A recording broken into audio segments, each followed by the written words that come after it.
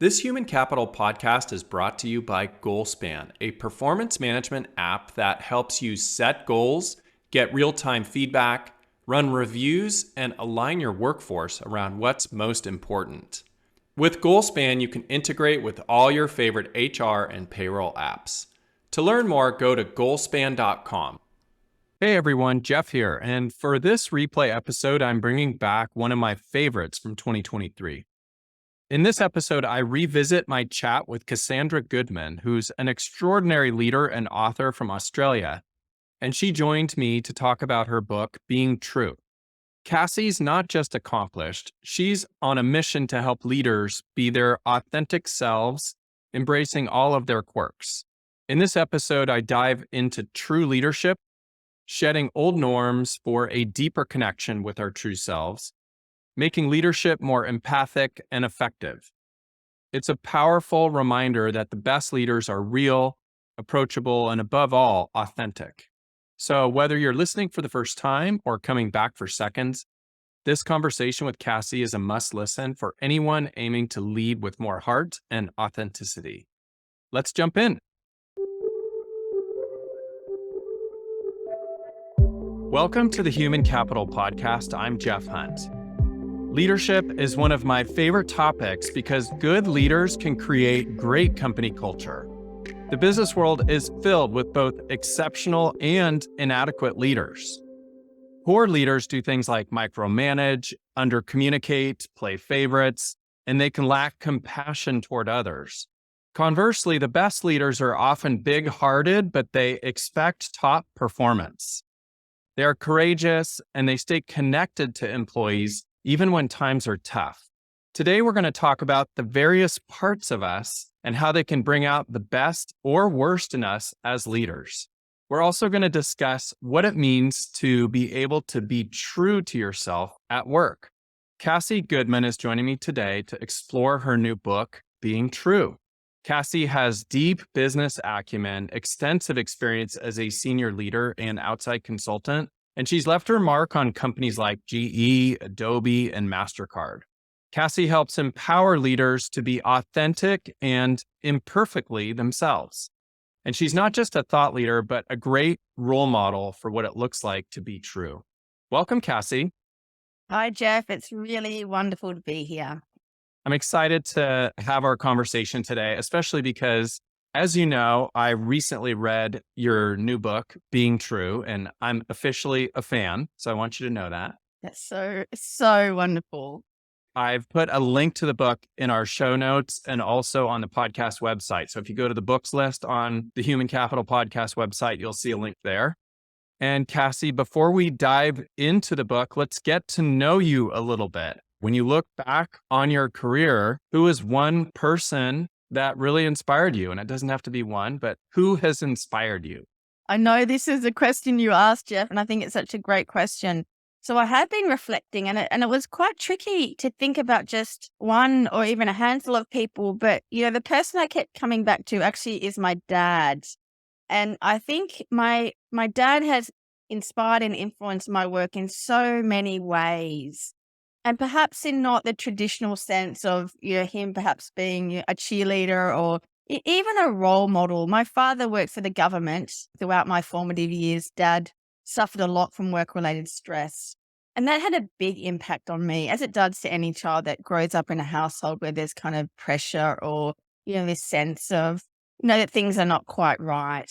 And what that meant for me is that I became a very high achieving, low maintenance little girl, and it really propelled me to some great heights.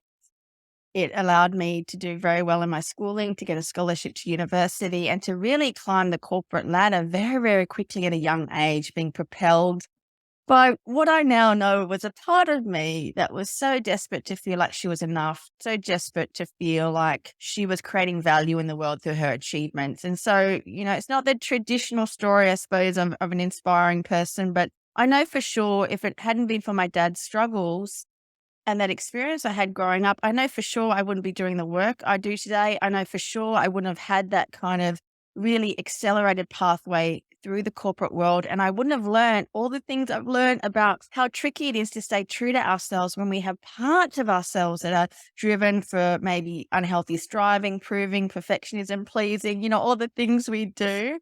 I wouldn't have had any of those insights if it wasn't for my dad. Well, that's such a great story. And it also makes me just reflect on the fact that how often we can be doing these things like pursuing and trying to achieve without being super self conscious about it. It's sort of a background process that we can be on autopilot with, right? Most of us are on autopilot most of the time. And when I see some of these big founders, making the mega bucks, I often think, what are you trying to prove and who are you trying to prove it to? And so we know that our experiences in our formative years have a huge impact on us. And they can kind of be like, I think of it for myself as kind of rocket fuel that is powerful, but in no way sustainable. And that rocket fuel that drove the early part of my corporate career, the proving, the striving, the proving, the desperate kind of, I suppose, quest to prove to the world that I was enough, to prove to myself that I was enough, to feel like I had value in the world. It, Mm, it was a powerful force, but it was no way sustainable. It was a very individualistic pursuit, and in many ways, anti-leadership. It was all about me. And it took me many years of leading people to realize, oh, okay, this way of being, this way of thinking about having to prove myself is really not conducive to wholehearted, compassionate, inspiring, inclusive leadership. And, there were many moments where I realized I have to find a different way of being as a leader. Yeah, but all roads for me lead back to those formative years and this kind of, I suppose, formative experience, which made me come to believe that there was something wrong with me, that somehow I was not enough of something in order to be worthy of love and acceptance. It's the usual story, right? This is what we do as kids. We make it all about us. exactly. And it was that experience that's really been such a huge factor in the work I do today, really helping people to come back to who they really are at their core and to tap into that energy source as something that's renewable, sustainable, and that naturally embodies these true qualities of leadership, the compassion, the connectedness, the creativity, the patience, the calm, the inclusion, all the things we know we need in leaders in the world today. And all those attributes you just described are attributes that people really want to follow and they want to be a part of. And they might not even know that, but you can sense it. So if a leader is exhibiting these traits, you really want to get behind them. And so we're going to have an opportunity to unpack this and get into your book. And just for the listening audience, some of what is in Cassie's book follows the internal family systems or the IFS framework. And so you may not be familiar with that. Some of you may be familiar with that. If you really want a deep dive, you can take a look at the internal family systems website. And the model was originally founded by Dr. Richard Schwartz. And so Cassie and I are going to refer to some of these topics in our conversation around internal family systems. And Cassie, the way to kind of explain this to our listeners is really what you started with, which is parts. There's these various parts of us in our personalities. And often this is a misunderstood concept, this whole concept of multiplicity of personality. Can you explain a little bit about that and also why it's important at work? Yeah, Jeff, this is such an important conversation about the truth about how the human mind works, that we're not singular in our psychology, that we're all multiples. We all have many parts. And beneath those many parts, we have a core self. And it's within our core self where the qualities of true leadership reside, and Richard talks about the 8 C's of leadership. And they include things like compassion, courage, creativity, calm, confidence. All these attributes of true leadership are innate in all of us. They're natural and innate. They're indestructible, but often they're clouded, or we have our access to these qualities blocked or somehow kind of corrupted almost by these parts of ourselves. And again, these parts are a normal, natural, adaptive response to a challenging world. And we form these parts to kind of protect us, to distract us, to numb us, to really survive life for all sorts of important, legitimate, natural reasons. And so, yeah, this is a challenge for lots of leaders who we're kind of conditioned to believe that if we talk about this idea that we're multiple, that like those thoughts are actually the dialogue of many different parts or aspects of ourselves. For some people, that's really difficult. We tend to associate it with things like multiple personality disorder, now known as dissociative identity disorder. But of course, that was one end of the spectrum where our parts are blown apart through extreme trauma and have no knowledge of each other. But all of us exist on this spectrum. We all have many parts. And this idea that our thinking is actually the inner dialogue of our many parts can be a life-changing realization. And that we are the natural leader, our core selves are the natural leader of these different parts, and that we can have a dialogue, we can take care of our parts. And if you could glimpse into my inner world, you would hear a lot of dialogue between me and my many parts, a lot of reassurance, caring, checking in. It really becomes a lifelong practice of establishing ourselves as a trusted leader to our many parts. Maybe one of the ways that listeners could understand how this comes about is oftentimes you'll hear people say something like, let's say you've been in a business meeting and the person who is making a presentation does an exceptional presentation, but they take credit for something that you did. Like they take 100% credit for something that was 100% your role and contribution. And so inside that dialogue might be something like, a part of me really wants to rip this guy's head off because I'm so angry. And another part of me is flattered that now my idea has made it and we're going to transform this company as a result of that idea. Is that sort of an example of how this might play out at work? Exactly. And if that was me in that scenario, there'd be another part deep down who believes that she's not worthy and that she should never have been in the spotlight and who would be questioning her enoughness. So for Mhm. me, there'd be a third part that would be activated in that sort of scenario. So absolutely, it brings what I sometimes describe as self-awareness 2.0. We typically think about, I'm self-aware. I know my strengths. I kind of have a sense of my values tick. I'm a self-aware leader. But to me, this takes self-awareness to a whole new level. So, yeah, I understand these different parts of myself in that sort of scenario, the parts of myself that might be activated while staying tethered to my core. In that scenario, that's going to feel compassion and curiosity. I wonder why he did that. That might be a part of him that's so desperate to impress the bosses because there's part of him that's attached his self-worth to looking like the hero here. And so we hold compassion and curiosity towards the inner workings of our colleagues who do these things that don't really reflect who they really are. So it also gives this kind of capacity and curiosity not to wipe that person off as another corporate a-hole that's just going around Exactly. getting kicks from taking credit for other people's work. No, it's not that simple. Of course. Yes. Yeah, that's right. And I really appreciate what you just shared because the other thing that I took out of it is that we all may experience that person who takes credit for our contribution, but all of us have parts that will respond in different ways. I presented the concept of anger. Somebody else may have the concept of not feeling worthy or something else. So we're completely wired differently from one another, right?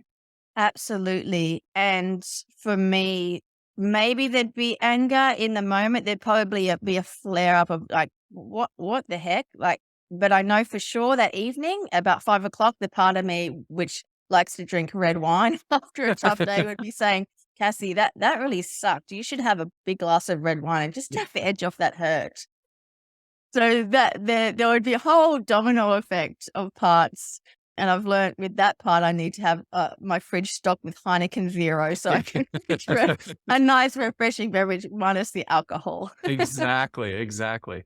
Now, in your book, Cassie, you have some great examples of parts and how we might experience them, just sort of descriptions of them. Can you share some of those?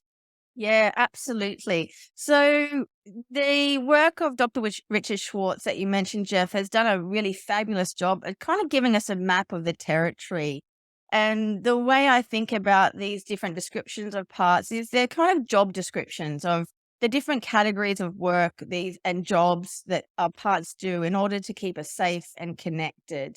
And this is kind of a broad map of the territory. There's very much the case that inside each of us is a very unique map that only makes sense to us, a very unique clustering and formational system of parts that is as unique as we are. And so these categories are really offered by Dr. Richard Schwartz and interpreted by me in my book as a way to give us a general map of the territory.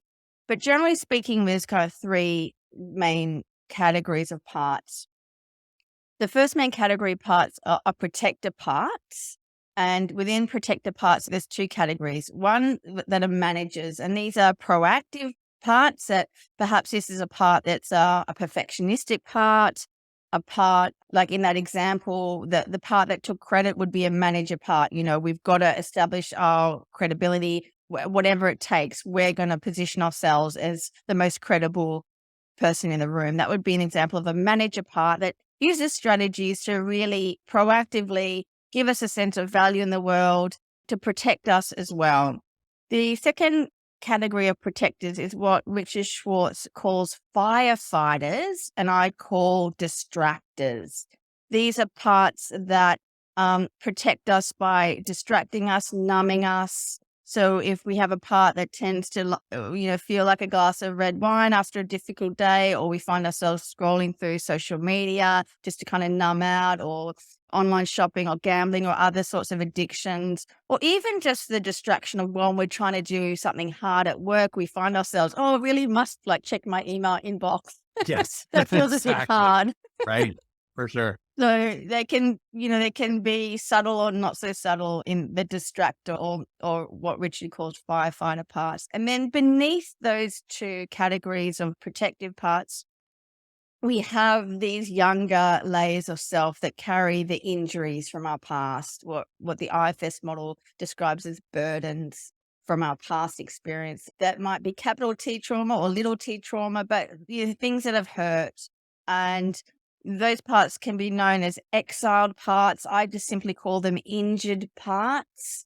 And these are the parts that kind of get pushed down below our level of conscious awareness. So the jobs of the distractor and the manager parts is really to keep these parts kind of locked down. I'm sure you've had the experience that I've had as a coach when people start doing the inner work of leadership. Often they'll say something like, oh, it feels like we're opening a lid on a can of worms, I've worked so hard to keep the lid on this can of worms. I'm feeling a little bit afraid here. And that can of worms is really these parts that we kind of lock down. So that's the broad three categories. And I provide a tool in my book that kind of gives that map. And over time, we can create what I describe as an inner alliance of these parts and bring all of them into, a healthy functioning. So there's no such thing as bad parts. All parts come with good intentions, but sometimes they can be misguided in their strategies to keep us safe and connected. I mean, sometimes you hear about people saying, well, I have that strong inner critic and it just beats me up all the time. And it's telling me that I'm never good enough. And it fuels my perfectionistic tendencies. And there are concepts that people will sometimes discuss about trying to kick that part out and slam the door on it. And it ends up being like whack-a-mole. You're at the carnival and you're playing the whack-a-mole game and you whack them all down and, you can't, it's just not possible that part of you or that inner critic's going to continue to come back up again and again and again. So isn't that sort of a pragmatic way for people to think about how these parts can end up in their system? It is so pragmatic. It's so helpful. And I love that description of the whack-a-mole. I hadn't thought of it like that, but it's exactly like that. And so this whole idea of the ego as the enemy too, I think is not congruent with this model of self. And I think it leads to this kind of, pushing down parts, rejecting parts, and not giving our parts a role to play that's helpful. And so when we try to push the parts down, it's like trying to hold a beach ball underwater, right? It's actually impossible. And they're going to pop up in exaggerated ways. And on top of that challenge, who wants to be at war with themselves? I mean, Exactly. it's exhausting. This combative model that I have to be at war with myself, that I have to be on guard against myself. Hmm. My gosh, that's exhausting. My gosh, that's corrosive to well-being. That's why so many people are burning out. I think this is a big factor of that we're at war with ourselves. And so with the right sort of inner dialogue and the right sort of mindset and the genuine curiosity about the harsh inner critic to get curious about its story. Why is it criticizing us so harshly? What is it afraid of? What is it afraid would happen if it didn't criticize us so harshly? And there's these beautiful processes that we can draw on through the IFS model that allows us to have dialogue and to do what's called witnessing, where we would actually offer space for that part of us, the harsh inner critic, to tell us its story, to tell us about all the burdens it carries, what it's petrified of if it didn't criticize us so harshly. And through those processes and other processes that wrap around that, what happens is these parts transform. And I've seen coaching clients with really harsh inner critics have this experience where these parts transform, perhaps into the inner integrity or the inner cheerleader. And I want to continue to bring this back to the workplace. And some people may feel like, oh, this sounds really woo woo, Jeff and Cassie. I don't know if I can track with you on this. But the reality is, we've all been around extreme behaviors in the workplace. So, for instance, you have somebody in the boardroom who is so angry that it's just they're blowing their top, and that's how they've gotten results in the past. Well, that's really just an exaggerated part of them that's jumped into the driver's seat of that bus, right? And it's just taken over. Absolutely. And this is an evidence-based modality that has been used for 40 years in therapeutic settings with incredible results. But this is not, this is the opposite of, of woo-woo, right? This is a really robust model of therapy that many of us are now bringing into the realm of authentic leadership. Gabor Mate has described IFS as the most transformative, most innovative therapeutic model to come out of psychology in recent decades. So this is a really powerful model that works, and we can play with some of these practices of dialogue with our inner parts. Those deeper processes I've described about the dialogue and the unburdening and the reestablishment of roles. This is something you might want to consider down the path. But even just bringing awareness to, oh, part of me, or if we see someone explode with anger in the boardroom, this is the angry part of him that's exploding, and bringing curiosity and compassion to our colleagues and to ourselves. I actually coached a male leader who had a part that he experienced as a volcano that was erupting in boardrooms to the point where he was dropping the F-bomb and slamming doors and walking out of the room in board meetings. It was really serious. And through going within and getting a sense for this angry part and what it was trying to protect him from, Hmm. and this part was terrified of feeling weak, sheer terror. The possibility of being exposed as weak was the trigger. And so we worked with this part and we gave this particular leader a really strong anchors and self-leadership practices that as he was noticing the volcano beginning to activate, he was able to calm himself down, come with a few key phrases that was able to reassure that he was safe, that he was strong, and that he could stay grounded in his core. And since our coaching, he hasn't had an episode of that kind of explosive anger. So it's been a game changer for him. And we didn't have to do that whole, gorillas in the jungle thing. It was really a very pragmatic approach of getting to know the part, getting to know the job it's doing, the fear it had, and figuring out what are those key phrases or parts of the dialogue that he could have with this part in order to de-escalate. What a great testimony. And it sort of leads me to my next question, which is really about why it's so important for leaders, especially, but for everybody to reconnect with our inner nature. We're talking a lot about our inner system and the contrast of being on autopilot, where there's really no awareness about what's going on, to really reconnecting and understanding our inner nature. Why is all of this so important, Cassie? Well, I think it's important and essential because, in my view, now more than ever, we need to restore faith in who we are as a human race. We need to restore faith in our goodness, our potential, our creativity, our connectedness, our compassion, our courage. Like these qualities that really are the qualities that are going to, save the human race. I've got two young sons, and I think this summer, in particular in the US, we're seeing it all over the news. Like this tipping point is real. And we are in real dire straits, not only from an environmental perspective, from a look at business, government, all of the big institutions, I think, are struggling. And in some ways, we've lost our way.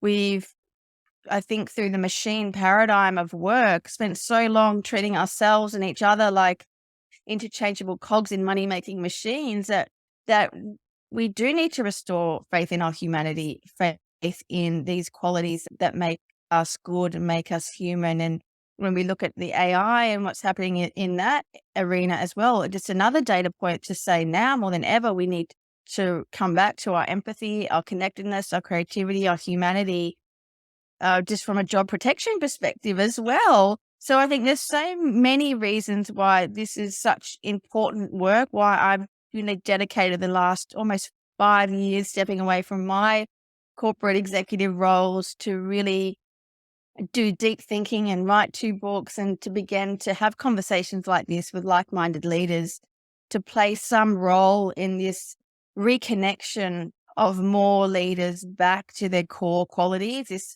restoration of faith and trust in who they are, and that these qualities that are innate in all of us are indestructible. And one of those qualities is playfulness, of course. And that is one quality I think that's also essential. And many of the leaders I work with have lost faith or connection to their innate playfulness, when we know that we learn through play, we connect through play, we create through play. So there's lots of reasons why I personally believe that this work is essential at this time. I'm connecting the dots as well to our ability to reconnect with our inner nature and how that can be the pathway to cultural transformation for an organization. Because if you have people that are connected internally and they have these skills of compassion and connection and curiosity, and they're able to bring that to work and still expect high performance. So none of this is actually compromising our expectations, and none of it is like putting aside the need to hold people accountable. It's just doing it in a much more human way, isn't it? Absolutely. It's conducive to high performance. It's conducive to well-being. And absolutely, the two go hand in glove. And as you were talking then, Jeff, I realized I failed to mention the obvious well-being and performance benefits of this work, because we know that so much of burnout is attributed to what psychologists would call surface acting, when we're pretending to be someone or something that we're not, that we kind of carry this burden of a second job. We've got our day job, which is really hard. Then we've got the second job of pretending to be someone or something that we're not, or suppressing or hiding feelings or thoughts that would be inconvenient in the systems in which we work. That's a whole second job. So Yeah. that's a huge benefit.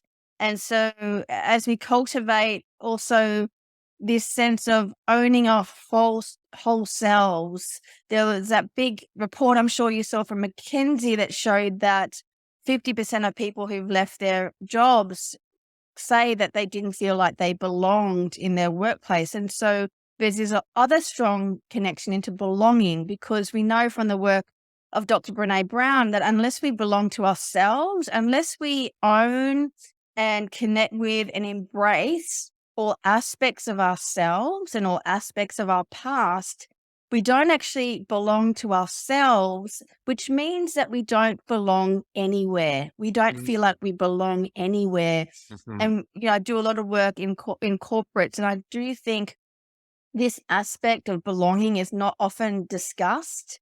When we think about cultivating cultures of belonging in the workplace, we automatically think about connecting people more, perhaps getting alignment around values. or other things, other initiatives such as that. But I haven't yet seen an organization understand that the first step in creating a culture of belonging is to support and empower people to embrace all aspects of themselves at work, to belong to themselves first before they can belong to the organization. That's great. So when we think about your book and being a true leader, I know one of the things you mentioned is that it's can be more about unlearning than it is learning. Can you talk a little bit about why that's true?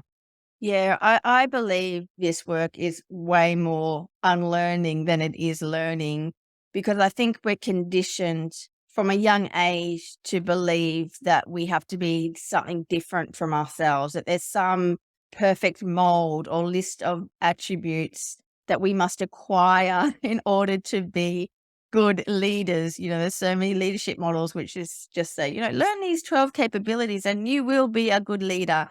And of course, there's some technical skills that we need to acquire. We need to deal with feedback. We need to have financial acumen, all the things that we need as leaders. Of course, there's technical skills, but more important than that, I think the work of leadership is coming back to who we are, understanding who we are at our core, restoring faith in those qualities, and figuring out what is a very unique blend of these qualities. So the very unique blend of the very best of human nature, how does that express itself through me in a one-of-a-kind way? And how do I really tune into that and embody that in a really vibrant way? And you mentioned earlier, Jeff, that when we work with leaders, we just get this sense. We get this sense of leaders who are grounded in who they are, who have nothing to prove to anyone. And there's an energetic feeling we get that's hard to describe when we are in the presence of these leaders who are comfortable in their own skin and who come from this, really strong, grounded place of this is who I am. And I'm curious to know who you are. And together, how can we bring out the best in ourselves and those we work with to do some really fabulous work here? This is the sort of spirit of, I think, authentic leadership that we need more of. Mhm. You have a quote in your book, Cassie, from one of your clients, and the quote reads, "When I'm being myself, I have enough energy to do anything. When I'm not being myself, everything feels hard." Can you explain why this is the case? Mhm. It's such a common experience, isn't it? That came from a leader who did my program with me, and that was the feedback I got at the end of my program. And for many of us, I think we don't question this belief that we have to fit the mold, that we've got to fit in, we've got to behave in certain ways. And often the first step is to bring awareness. No, actually, there is no mold. Well, there is a mold perhaps someone wants us to get into, but we don't have to fit into that mold. Actually, the best way to bring and activate our unique, most positively powerful ways of leading is to become more and more ourselves, to shed these layers of conditioning. You could describe it that you're the seed and not the husk, and we build up all these layers of husk, but we start to identify ourselves as the husk when we were always the seed. Mhm. And so it's really this inner work of figuring out who am I beneath all of these roles I've been conditioned to play, all these beliefs that I've acquired about how or who I need to be in order to be a good leader. So, yes, and that's the first step, to bring awareness to leadership is not about changing who I am, it's about being more myself. And that's a long journey, right? And it just begins with finding the courage to look within and start to sift things out. Me, not me. Me, not me. Me, not me.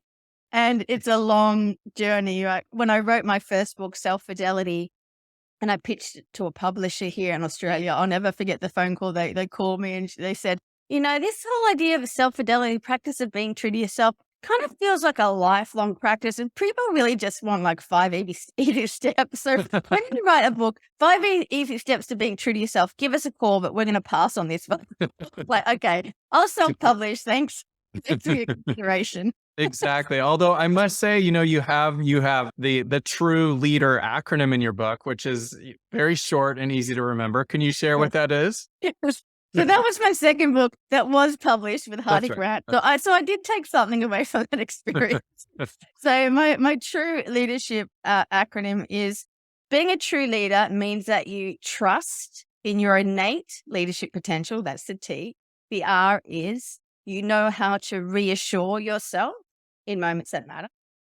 The U is you deeply understand yourself. And the last one is E, you can empower yourself in moments that matter. And of course, then the natural outcome of these practices is that true leaders trust in the innate leadership potential of others, know how to reassure others, deeply understand others, and can empower others in moments that matter. So yeah, I did bend a little there and try to create something that's catchy and memorable, but it's still a lifelong practice.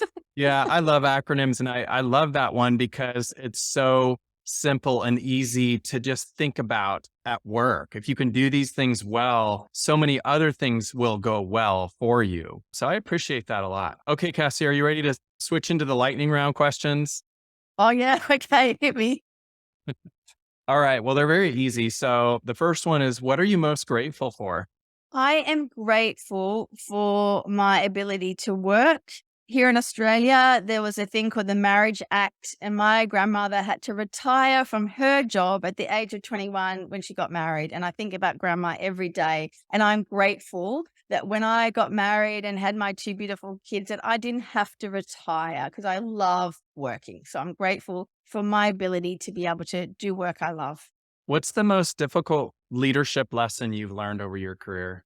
I think the most difficult leadership lesson was having to switch fuel sources, as I described. I was so attached to this idea that I was a high achieving, low maintenance machine. And that was the core of my identity. That was the core of my self worth. And so it was a really difficult thing to realize that that energy source, that way of being and leading was not sustainable. It wasn't conducive to well being. That was tricky because that went to the core of who I was. It was an identity crisis. So that was a tricky thing to realize that. And I realized it when I met a doctor in an emergency ward who was literally saving lives. And she told me she felt like she had no value in the world. And that was the moment I was like, oh no, Yeah. if you're saving lives and you're not there, no fancy corner office or promotion's going to get me. So that was a moment that I realized had to change. But that was a difficult period to go through. hmm Who's one person you would interview if you could, living or not? Dr. Richard Schwartz. He's endorsed my book, but we've not yet spoken. We have gone back and forth on email. He's been a wonderful supporter and a huge inspiration. So yeah, Dick, if you're listening, love to chat. So, Cassie, do you have a book recommendation for our listeners? Oh gosh, so many books. The book that at the moment is just blowing my tiny mind is the latest book by Nancy Klein, which is called The Promise That Changes Everything. I will not interrupt you. I've recently done some training in Nancy Klein's work around what we need to be present for us to think well. I've been weaving Nancy's work throughout my work as a facilitator, as a coach, and it's absolutely changed my life. So the book is The Promise That Changes Everything. I Won't Interrupt You by Nancy Klein. And the audiobook is particularly spectacular because it's narrated by Nancy. I highly recommend that book. Great. What's the best piece of advice you've ever received? I think it was a kind older colleague who pulled me aside when I was at the height of my corporate career. So I worked for General Electric for 8 years here in Australia and in Europe. I had these big senior executive roles. I was a quality leader across Europe, Middle East, and Africa in my 30s, these big jobs. And one day, Jeff pulled me aside into a conference room. He said, Cassie, stop trying to prove yourself. You've already made it. Wow. Yeah, and at the time in my head, little Miss Achiever was like, "What are you talking about? I am just warming up here. Get out of my way. You ain't seen nothing yet." That was my inner reaction at the time because I was really, in full little Miss Achiever mode. But that advice really planted a seed, and I came back to it many times, and it took me probably another 5 years to understand what he was trying to say to me. And I'm very, very grateful that he pointed out that there was a different way I could be being at work. Isn't it great when there's people along our path that put little flags on the way, and we have the opportunity to rethink things in new ways, right? Yes, and whether we do it at the time or it takes us 5 years, I'm very Exactly. grateful for those little flags. No question. No question. So, Cassie, you've really brought some amazing wisdom to the show today. And if you had to distill down some of the most important takeaways for our listeners, what would you leave them with? I would say find the courage to look within. It doesn't have to be like opening a can of worms. It can be a very gentle, very empowering process of self-discovery. Tune into those thoughts that you have and begin to be curious about if this thought was coming from a part of me, what part of me might that be? And what sort of intentionality are they bringing, or what might their job be? I think the key message is get curious about your inner worlds because there's so much there to explore. And by exploring our inner worlds and getting to know ourselves in this whole new way, the sky really is the limit in terms of our capacity to activate our potential, the difference we can make in the world, and the difference in how we can feel within ourselves as leaders. It's really extraordinary, the sort of groundedness, the calm, the satisfaction, the joy and the playfulness that comes when we restore trust in who we really, really are at our core. That's wonderful. Before we say goodbye, how can people find you? So my website is selffidelity.com. I'm also very active on LinkedIn.